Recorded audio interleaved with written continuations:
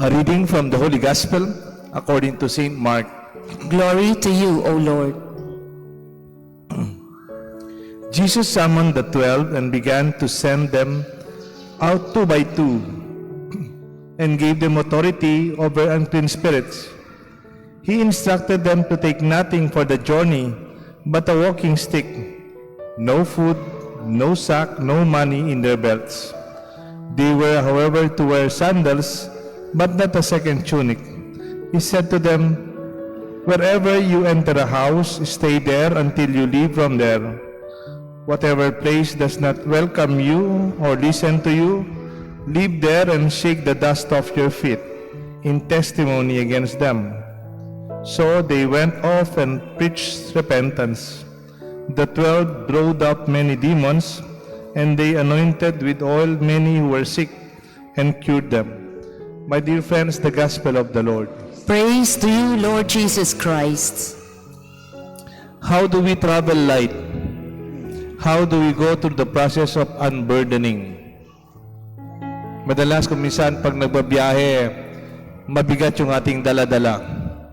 Yung mga Pilipino, pag sila'y nagbabiyahe, kung minsan problema nila, pabalik, overloading, yung overweight ang kanilang mga bag at mga kahon. This is very Filipino. But Jesus in the Gospel today would teach us how to travel light, how to unburden our life. Sabi niya, whatever place and wherever you go, bring no food, no sack, no money in their belts, nothing in your journey but a walking stick. And in this way, we see the simplicity the Lord invites us to have. Travel light physically. Take nothing without you on a journey but a walking stick. Simplicity, and it's being minimalist with what you can carry on your journey. As they were sent, the instruction that these disciples was the gift of Jesus' life. He tells them to travel light. Do not burden yourselves with extra things. Napansin niyo si Jesus, wala siyang picture na meron siyang bag o meron siyang dala-dala. He's just always free. Parang wala siyang nakasabit sa kanya. Wala siyang burden. He's just walking. No, nothing of any possession that can be attributed to him. Jesus wants us to eliminate distractions from them. Traveling light means there's no need to worry about keeping track of luggages. They don't need to worry about avoiding pickpockets or even about that they're going through anything. Kaya nga po, minsan, meron siyang writer, ang pangalan niya, Father Richard Rohr.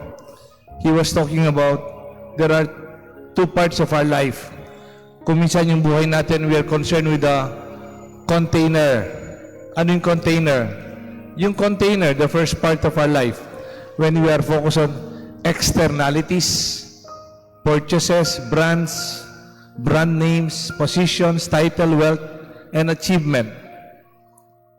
Ang tawag doon, container. Kung ano yung nakikita ng mga tao sa atin. Pero darating daw tayo sa buhay natin as a sense of maturity. Hindi natin alam kung anong edad natin. Pero the second part, we focus on the content.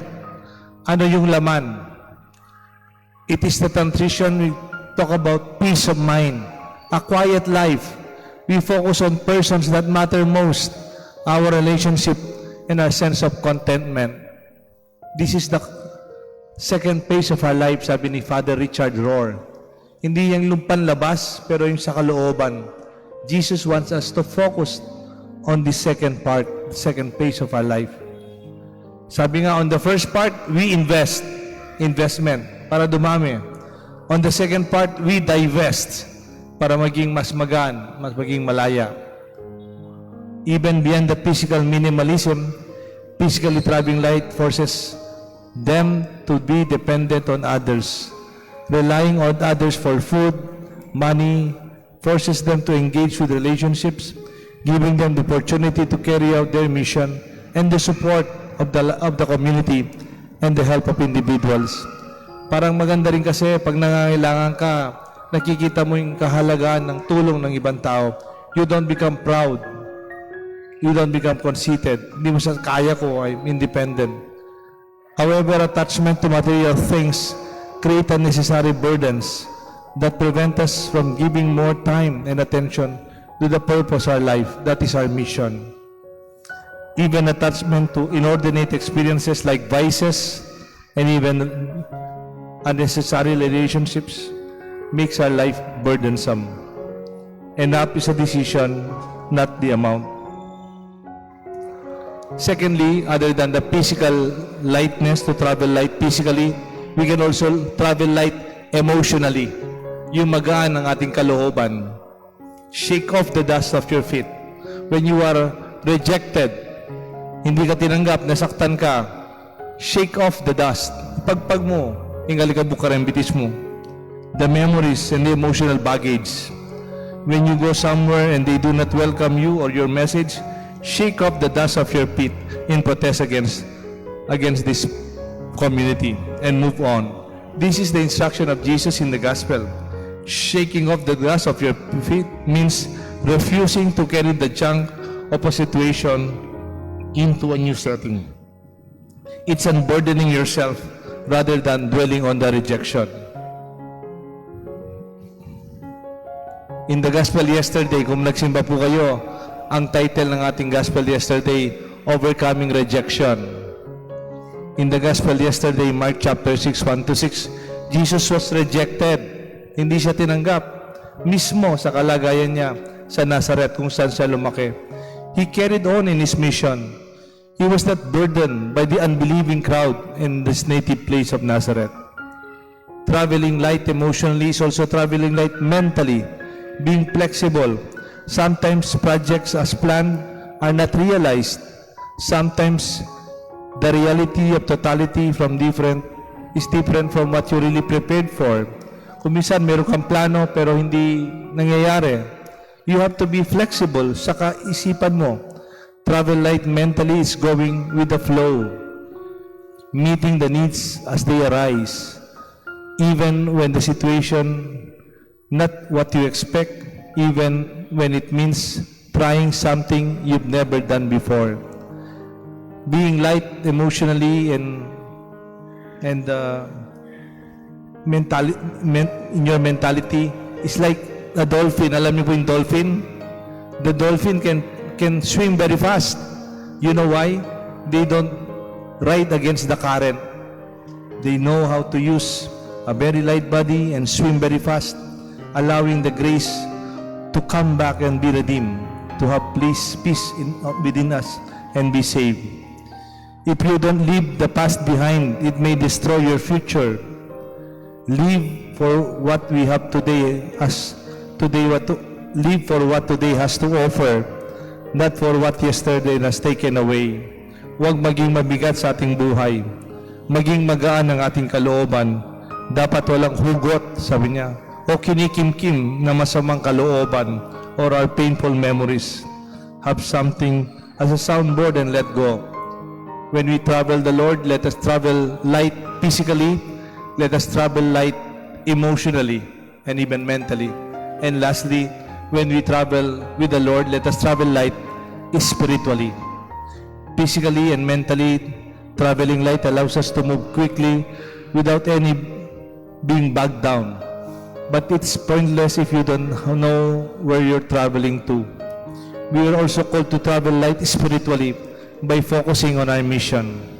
May kasabihan na basa ko lang, sabi niya, angels can fly because they take themselves lightly. Nakakalipad daw yung mga anghel kasi magaan lang ang pagtingin nila sa kanilang sarili. The Holy Spirit guiding the mission makes heavy and difficult tasks very light and very easy. Come, those who are burdened, I will give you rest. For my yoke is easy and my burden is light. The part of knowing people is recognizing what they need and then doing something about it. Jesus tells his messengers to care for the needs of the people they meet.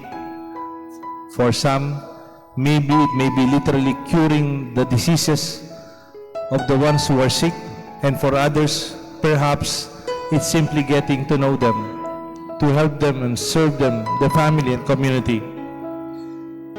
Bring the good news. Be bearer of the message of redemption. Bring joy and hope in families, communities, and our church. Maybe it's befriending the lonely, comforting the bereaved, and finding opportunities for the poor and the oppressed. One thing is for sure, it certainly blows more than just words. And when we do this, we travel light spiritually. I'd like to end with what St. Francis said. Preach the gospel always. If necessary, use words. Para pag nangangaral po tayo, hindi man kailangan maraming sinasabi natin. Pag nakikitang magaan ang kalooban mo, magaan ang buhay mo sa pakikisama sa iba, magaan ang iyong kalooban in your relationship with others, we proclaim the good news of our God's salvation. May God bless us all, the Father, the Son, and the Holy Spirit. Amen.